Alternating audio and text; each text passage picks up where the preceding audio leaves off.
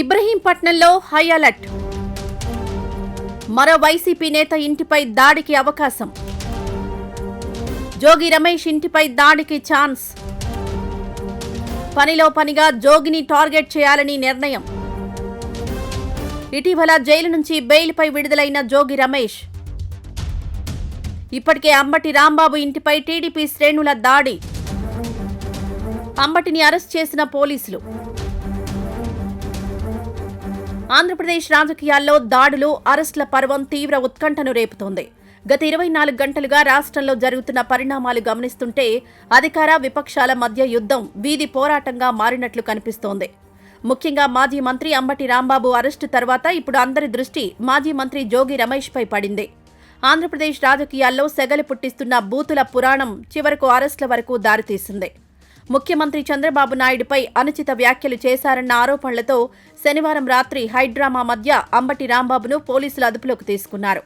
అంబటి ఇంటిపై టీడీపీ శ్రేణుల దాడి, ఆపై పోలీసుల ఎంట్రీ, ఇదంతా ఒక వ్యూహం ప్రకారం జరిగిందని వైసీపీ ఆరోపిస్తోంది. అయితే అంబటి ఎపిసోడ్ ముగియక ముందే ఇబ్రహీంపట్నం కేంద్రంగా మాజీ మంత్రి జోగి రమేష్ ను టార్గెట్ చేయబోతున్నారన్న వార్తలు రాజకీయ వర్గాల్లో కలకలం రేపుతున్నాయి.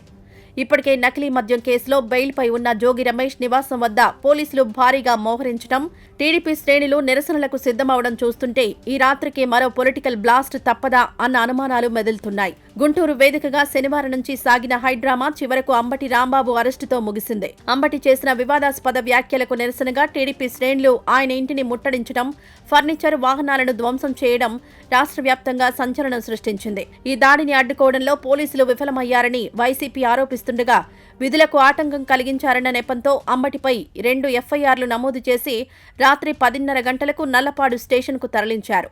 ఈ అరెస్టు వెనుక కూటమి ప్రభుత్వ రాజకీయ కక్ష సాధింపు ఉందని వైఎస్ జగన్ మండిపడ్డారు.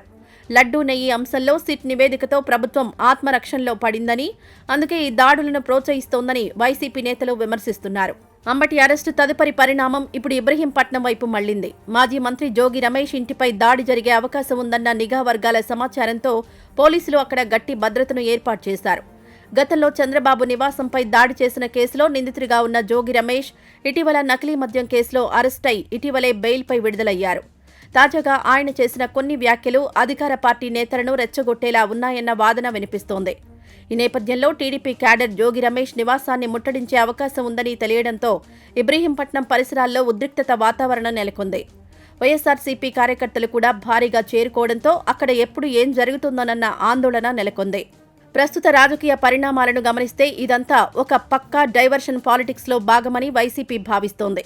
తిరుమల లడ్డూ నెయ్యి కల్తీ అంశంలో సిట్ ఇచ్చిన నివేదిక వల్ల ప్రభుత్వం ఇరకాటంలో పడిందని, ప్రజల్లో పెరుగుతున్న సానుభూతిని మళ్లించేందుకే అంబటి, జోగి రమేష్ వంటి బలమైన గళం వినిపించే నేతలను టార్గెట్ చేస్తున్నారనే అభిప్రాయం వ్యక్తమవుతోంది. మరోవైపు కూటమి ఎమ్మెల్యేలపై వస్తున్న లైంగిక ఆరోపణల నుంచి దృష్టి మళ్లించేందుకు కూడా ఈ దాడులు ఉపయోగపడుతున్నాయని చర్చ సాగుతోంది.